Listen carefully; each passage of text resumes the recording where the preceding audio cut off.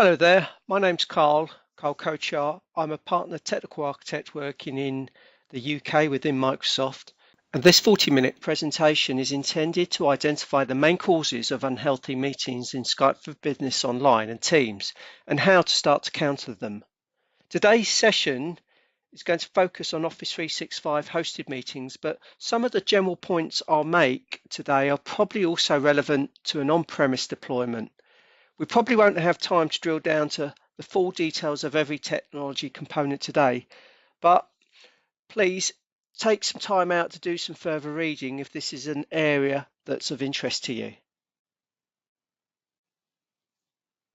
I think it's safe to say that the business benefits around the concepts of virtual meetings are well understood. The ability to easily content share backed up by clear audio and top quality video makes Skype for Business and Teams really convenient for employees to use for both internal and external meetings. The classic cost savings argument for online meetings is absolutely relevant, but in my opinion, the true benefit for a lot of users is the flexibility that Skype for Business and Teams provides. Home and mobile working really does help improve work-life balance, while at the same time improving productivity. In a well-engineered environment with an educated user population, your meetings should just work, and this desired state is absolutely achievable. But there are some fundamental considerations that need to be accounted for first, and it's these we will be covering in the rest of the presentation.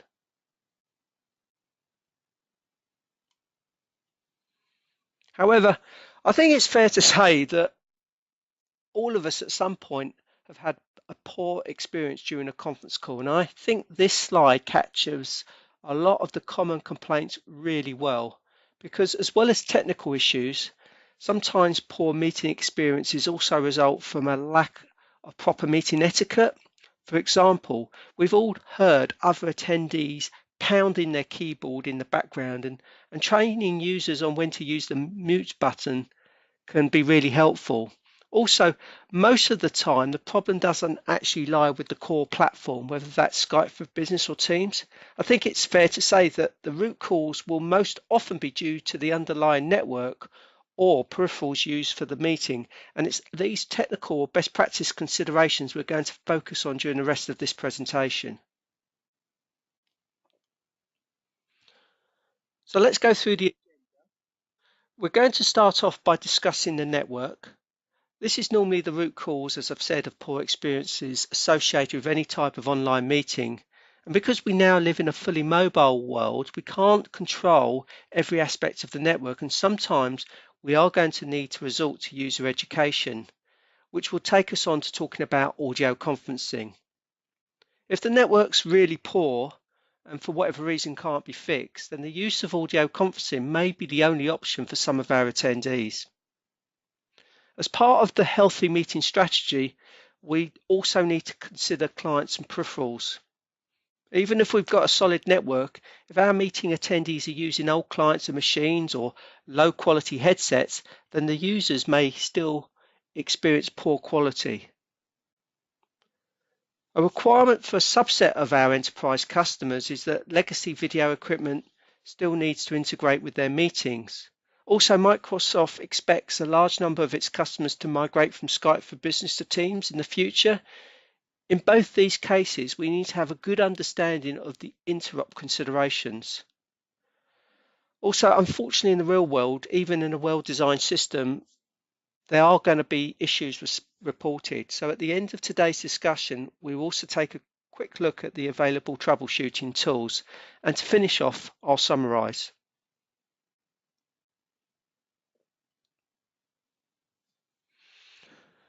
A lot of people consider the network as just plumbing, but if you think about it, if your plumbing at home isn't up to the job, your house will likely flood and everyone in the family is going to be really unhappy. And the same is true for all of your meeting users when the network doesn't perform well enough. So if you don't conduct the proper amount of network or traffic engineering during the envisioning phase of your Skype for Business or Teams project, there is a high probability your users will regularly have quality issues with their meetings, which will tend to mean they stop using the system completely. It won't really matter if the cloud service is functioning correctly. The negative impact of network conditions such as packet loss, jitter and high delays will just kill the user experience. As IT pros, we need to fix any underlying network issues everywhere we can, but in a mobile environment, that's not always going to be possible. So sometimes we are going to have to educate users on different ways of using the platform.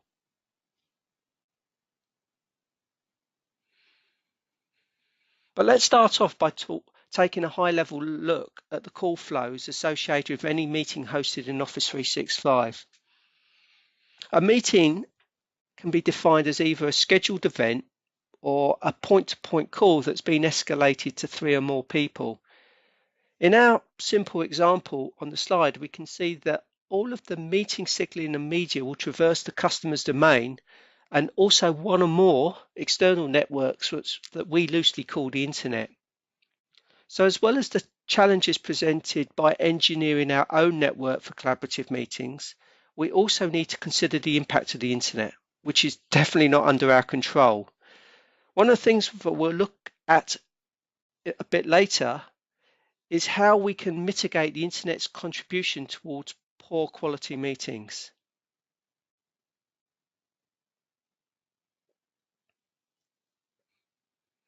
Before that, let's take a look at some of the performance goals Microsoft published for media quality. These apply equally to both Skype for Business and Teams. And if we can meet these, then we have a very high probability of success.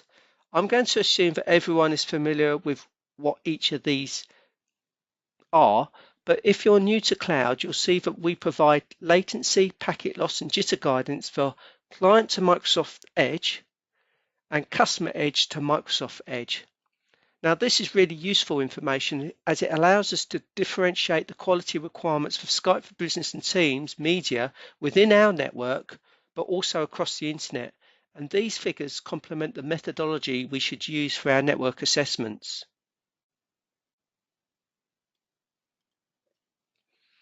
Another networking factor we need to take into consideration are the ports that both Skype and Teams use to operate correctly. The good news is that there are only now 5 mandatory destination ports, as shown on the slide, but it's absolutely imperative that we open up the full range of ports required by the Office 365 service on our firewalls. If we don't, meetings won't work or quality is going to be degraded. For example, one of the side effects of only partially opening up the port range is that we start to use potentially TCP for media and not UDP, which will normally equate to poor user experience. We should also ensure that media from Skype for Business and Teams traffic does not pass through any type of proxy device, as that's going to also result in a TCP connection. It's really important that you reach some form of internal consensus on these types of networking and security decisions before you begin any deployment. Also, we can use the source port ranges for audio, video, and desktop sharing to ensure that our enterprise cross policy is engineered correctly. For any Skype or Teams deployment, our recommendation is that the cross should always be deployed, especially if there's no local internet breakout available and Office 365 meeting traffic is going to navigate your own corporate WAN on the way to your service provider breakout.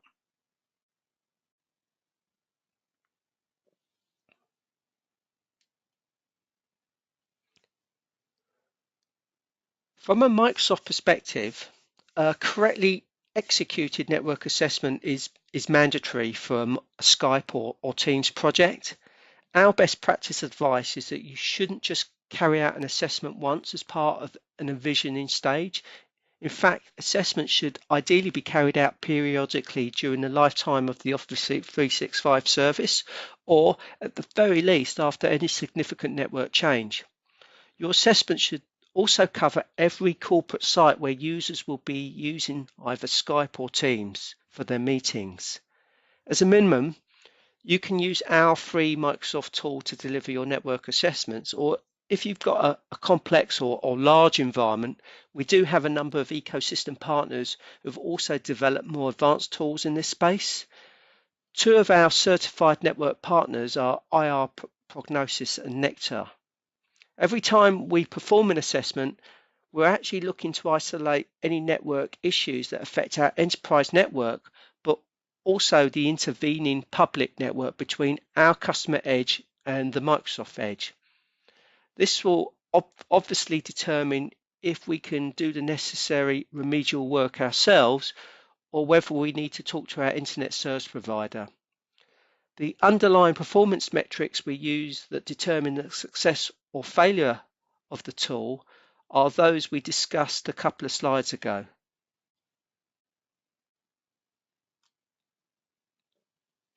If you've not looked at the Microsoft Network Assessment tool before, I provided some screenshots that depict the types of output you can generate. Some recent enhancements to the tool include the support for both Skype and Teams, and also the ability to perform a port connectivity check. The port connectivity check is important as it's actually going to allow you to verify that those 5 mandatory ports that we talked about earlier, 3478 to 3481 and port 443, are all open to all the transport relay sites in the Microsoft network for both TCP and, most importantly, UDP. The tool will also simulate an audio call and ships with some default parameters which can be accessed via a configuration file and changed to suit your own organization's specific requirements. One of the main assessment design considerations is how many test calls I need to make and when do I need to make them.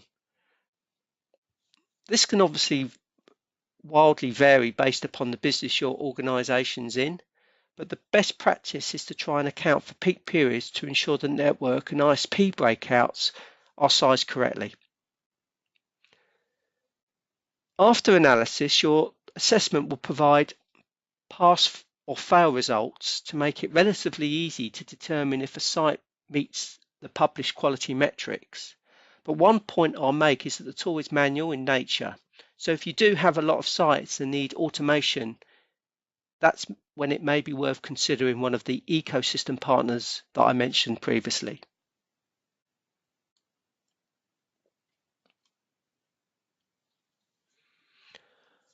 The next point that I'm going to touch upon is network optimization, as Microsoft does now recommend deploying local internet breakouts if at all possible.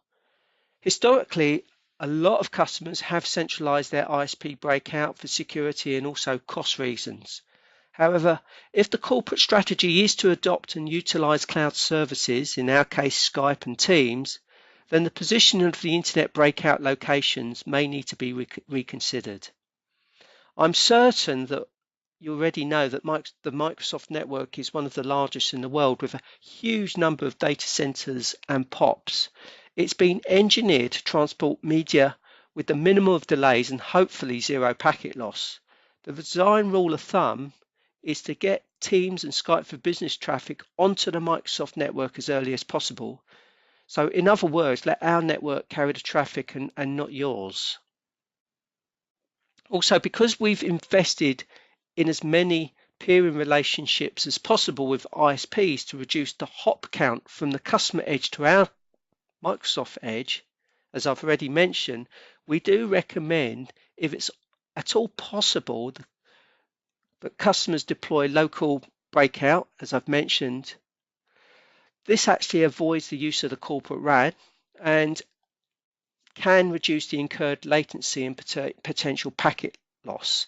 And a nice side effect of this approach is the potential to free up bandwidth for maybe other on-premise applications.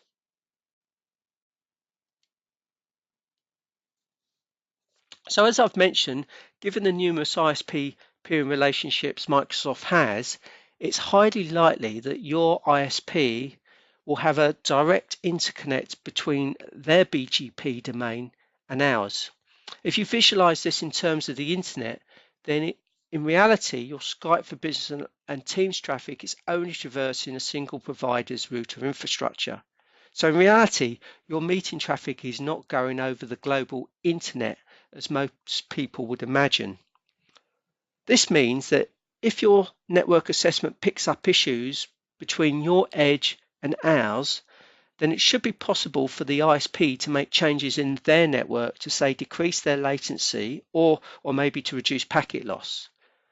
If for any reason they can't deliver an adequate service, ultimately you do have the choice to move to a different service provider who may have better local infrastructure. Now, as a last resort, if there are insurmountable technical challenges, then you can work with Microsoft on an ExpressRoute workaround. But really, this is a last resort, as ExpressRoute does add its own costs, which can be high, and also adds its own set of complexities to a project. Normally, working with your existing ISP will be less complex and usually a far cheaper way of resolving the issue.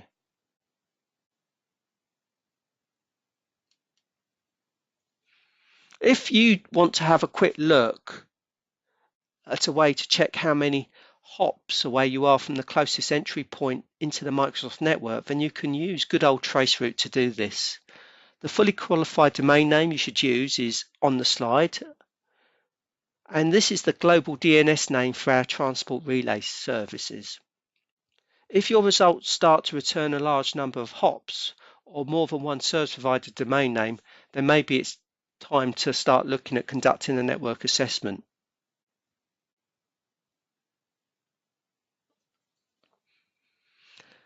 In this slide, I've provided some do's and don'ts as really just a summary for the last set of slides we've been through. I think the main takeaway is that Teams and Skype for Business Online use IP at the network layer, which makes the network design and configuration a vital component of any successful service deployment. Unfortunately, this is a fact you just can't ignore. However, the guidance provided thus far should allow you to start planning, at least planning a successful network engagement that will go a long way to ensure healthy meetings.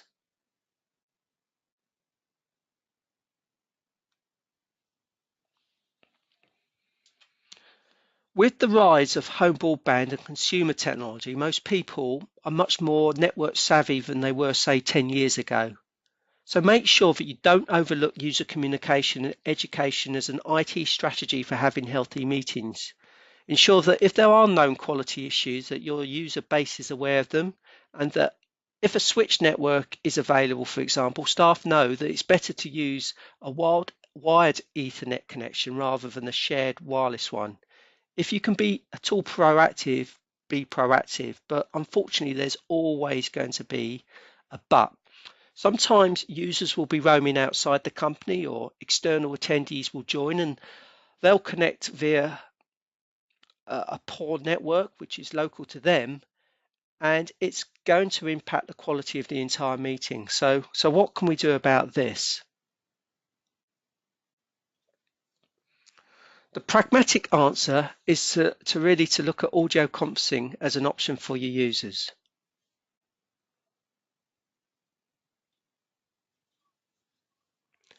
If the local IP network doesn't cut it, most people are willing to turn off video, but usually the most annoying aspect of the meeting is if it suffers from poor VoIP quality. I think the best way to circumvent this is to make use of Office 365's audio conferencing capability, which provides an out-of-band voice path into the online meeting. So if an organization is licensed for audio conferencing, then hosts and their guests can overcome any local IP quality issue by using traditional PSTN access from, say, a mobile device. Now, I do understand this is really simple guidance, but it can sometimes be overlooked by meeting attendees who have gotten into the habit of always using native VoIP. Another feature of audio conferencing that a lot of users may not be aware of is the inherent ability to use PSTN dial-out from an online meeting, which is an easy way to improve user experience. In fact, in a lot of cases, dial-out is free and doesn't incur a toll charge. For example, if a remote attendee's audio is breaking up because their local coffee shop's network is saturated, then consider dialing them via their mobile directly from the meeting itself. More details on the commercial licensing for audio conferencing can be found if you follow the link on the slide.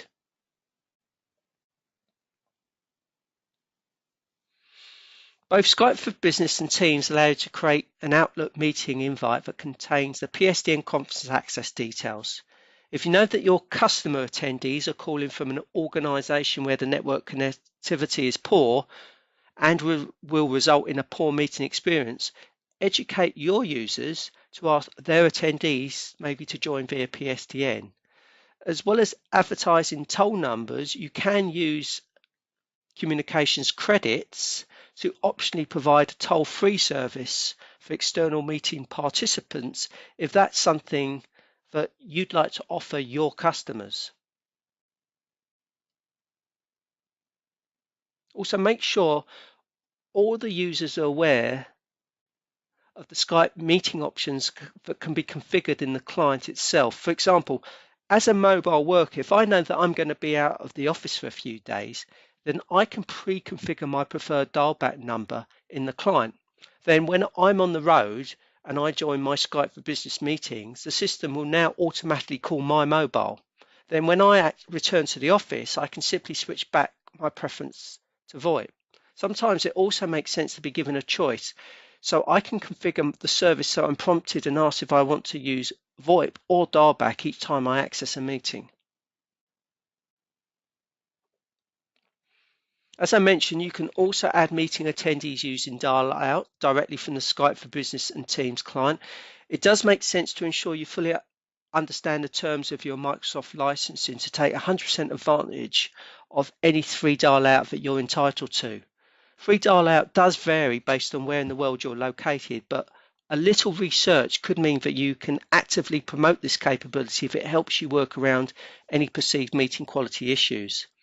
The key message here is to make sure all entitled users know how to use audio conferencing and have a clear understanding that it can help improve overall meeting quality if there are any concerns about the quality of the local IP network for themselves or their guests.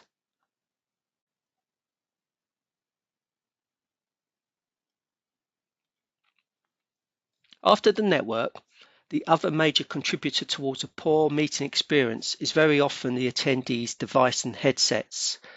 Most organizations nowadays track their hardware inventory, so you should be able to ensure that the end user computer devices meet the minimum published hardware specification for Skype and Teams. Also, make sure that any client-side firewall policies take into consideration the Skype and Teams port requirements that we discussed in the network section.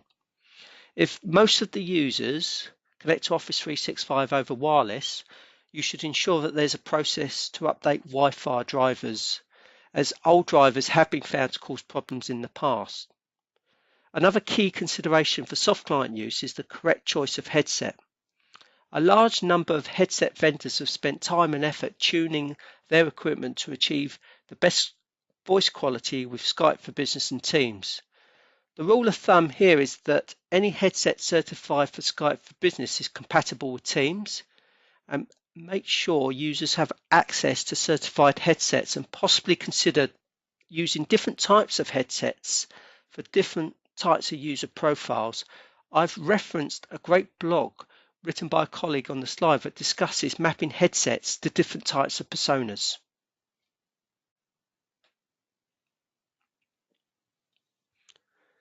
I think the reasons behind software version planning are really well understood these days. In the same way that we need to patch our clients to protect against hackers, we also need to keep our Skype for Business clients up to date to ensure we're not unnecessarily exposing our users to known product issues that might negatively affect meeting quality.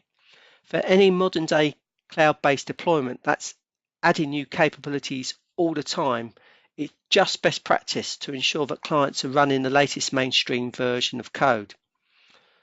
In the case of Skype for Business, Microsoft recommends that customers use click-to-run technology to install software, as it does simplify patch management. But if your organization uses MSI or the equivalent in the Mac world, then please ensure there's a process in place which regularly updates clients so they're all running the latest shipping version. Over time, I actually believe there will be an increase in the use of Skype Meetings web app as organisations start to deploy Teams, and I'll discuss why this may be the case during the Interop section of today's discussion. Regardless, if you want to have a healthy web experience, you need to ensure your desktop platform and browser versions are supported by Microsoft, and I've shared a snapshot on the slide, but the link I provided also provides a lot more detail. From a mobile perspective, Skype for Business meetings are supported on Android, iOS and Windows, and these clients do provide a really convenient way for users to join meetings when they're on the move. If an organization has a BYOD policy, don't forget to use tools such as Microsoft Intune to deliver security enhancements such as conditional access to ensure the corporate data can't be leaked from Skype into personal apps. Also, you can use conditional access to control the minimum version of the mobile's operating system that Skype will run on, but keeping the Skype mobile client up to date is probably more important, as regular enhancements are released for each of the supported operating systems. Regardless of the types of Teams client you deploy, whether that be Windows, Mac or mobile, it will always automatically update if you have a newer version available. This really simplifies operational management and can contribute towards healthy meetings, as we should always be on the latest version of the client. I think pretty much everyone I've spoken to about Teams buys into this concept, but a common question customers normally ask me is, how does the auto update function work? It's actually pretty straightforward at a high level, because when a user logs on, the app's going to check for any updates in the cloud, and if there's nothing available, the upgrade component of the client will go dormant for a few hours and then just check later.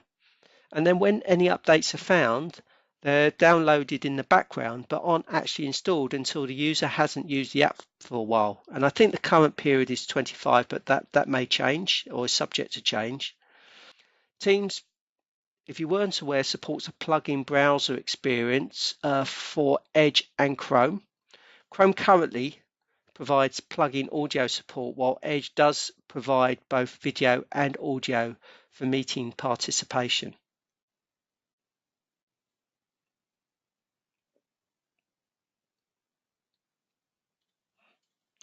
One potential source of end-user dissatisfaction with online meetings is either the inability to join Office 365 meetings using traditional video endpoints at all, or the cumbersome scheduling and join experience that have historically been associated with connecting on-premise video equipment into the cloud. Now, Microsoft is working with a number of ecosystem partners to deliver interoperability services designed to try and provide that seamless meeting experience for users joining Skype and Teams meetings from either H323 or SIP endpoints. An example of this type of solution is RealConnect from Polycom. Polycom have worked really closely with Microsoft to ensure the meeting scheduling and join experience are as simple as possible. However, one of the conscious decisions that's been made is to only support the RealConnect scheduling enhancements in specific click-to-run versions of Office. So make sure that you check out the documentation for the details of this, because obviously this could be really important for your organization. However, in terms of healthy meetings, I wanted to make similar points to those I made earlier. RealConnect is an Azure-based cloud service, and as such, all of the recommendations I made about network planning and firewall still apply. So in the case of RealConnect, it's really important to work with your Polycom team to ensure the proper network assessments and bandwidth planning is done.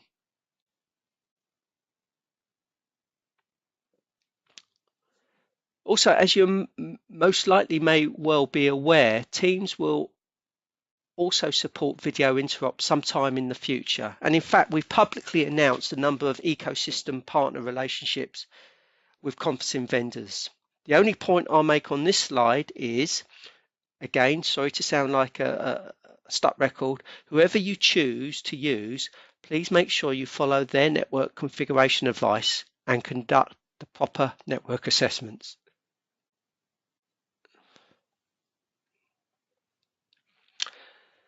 Now, this is a topic you will see a huge amount of detail about from Microsoft over the coming months, in which we'll go into the minutiae of coexistence, migrations, and various policies. But how you set up your tenant, your policy configuration, and what migration methodology you adopt is, to be honest, outside the scope of today's session.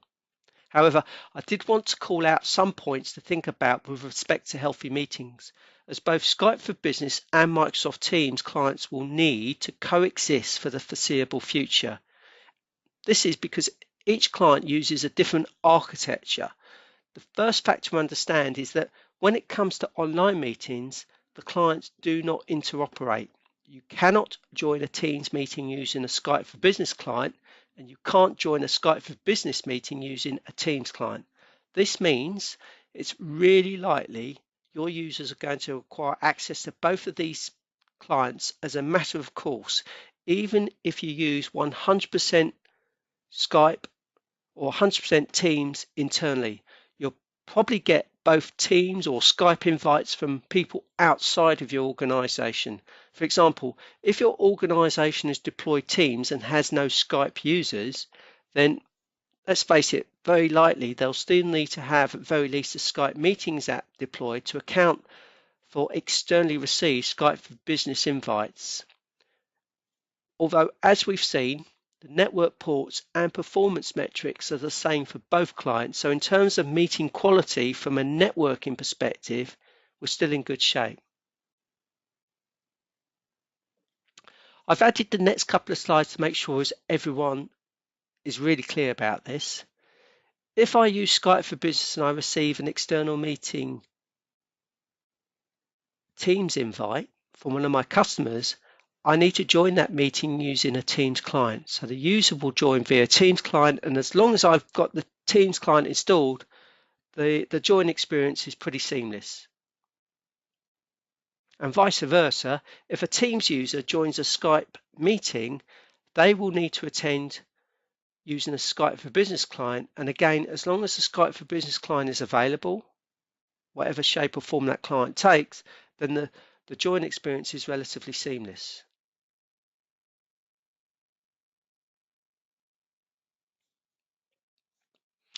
Unfortunately, in the real world, at some point, you will need to investigate and troubleshoot meeting quality issues. So this section is by no means exhaustive, but does provide overviews of the main cloud-orientated tools used for troubleshooting in Office 365, and also information on collecting client-side logs. So the first tool we're going to highlight is the Call Quality Dashboard. Everyone already using Skype for Business Online should be very familiar with this tool and hopefully using it to its full potential. As some of you may already be aware, Microsoft have recently added team support, which means we can now report on usage and quality metrics for both types of clients. For anyone who's not familiar with CQD, then it's used to provide details around high-level trends and site to subnet level reporting. One really useful feature is the ability to import your organization's subnet information into the tool, and it's highly recommended that you take the time and effort to do this as accurately as possible so you get a clear picture around any potential issues that are regularly impacting specific sites or subnets. It will also allow you to differentiate problems that are reported from within your organization and those which occur outside. And that's really where you have zero control of the network infrastructure. So that information is really important to have to hand. For example, if you misconfigure a firewall and it's providing internet breakout for a building, then this could result in media flows using TCP with subsequent loss of meeting quality. And then it's important to understand that a properly configured reporting template will very likely pick this up. The detailed reporting function within CQD has over 120 measures of call quality, and these can be spliced and diced to provide completely customized reports. I've added a link to more information about CQD at the end of this presentation.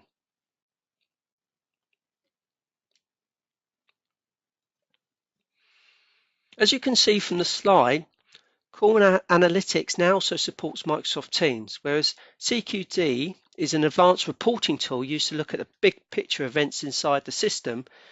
Call Analytics is used by support personnel to troubleshoot specific call and meeting quality issues. The aim of the tool is to let you look at each and every call leg of a meeting from an end-to-end perspective, including the headset used, what type of system the call originated from, and also detailed information on the network leg.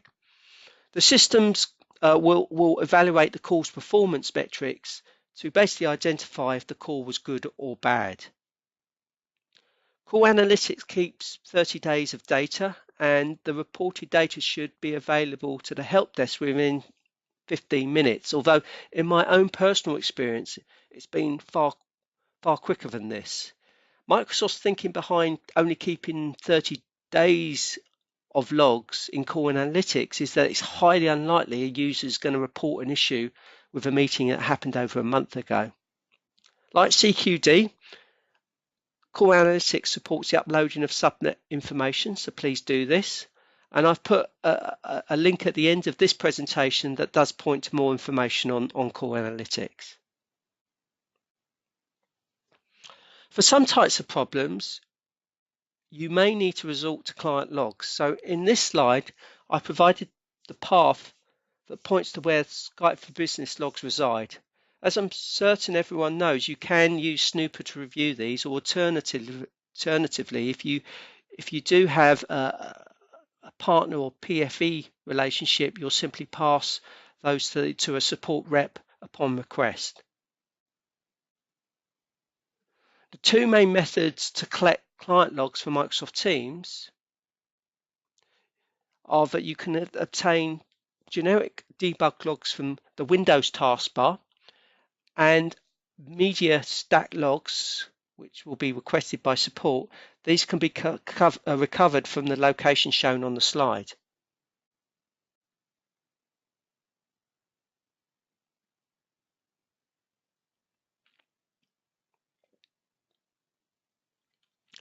I think this slide provides a pretty good high-level summary of what we've been talking about today.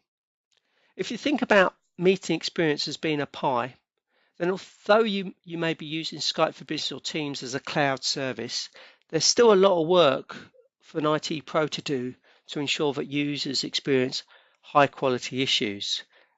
The Microsoft portion of the pie is comparatively small to the pie segments owned and managed by the customers, basically.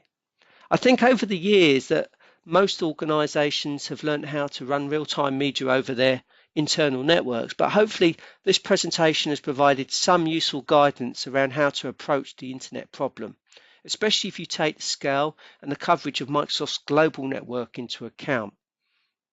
As organizations migrate to click to run or Teams, then the historic patching problem that customers have had to deal with will hopefully be a thing of the past. But in the meantime, if you don't have an internal procedure to keep your communications clients up to date, please look at creating one. Also, if you don't ensure the quality of your headsets, then be aware that these may negatively impact user experience. And finally, make sure your organization fully utilizes the capabilities of Call Quality Dashboard and Call Analytics to report and troubleshoot quality issues. And the final slide here are a number of useful links, hopefully, which complement the links that were embedded throughout the slide deck, which you can use to find out more information around in the topic of having healthy meetings.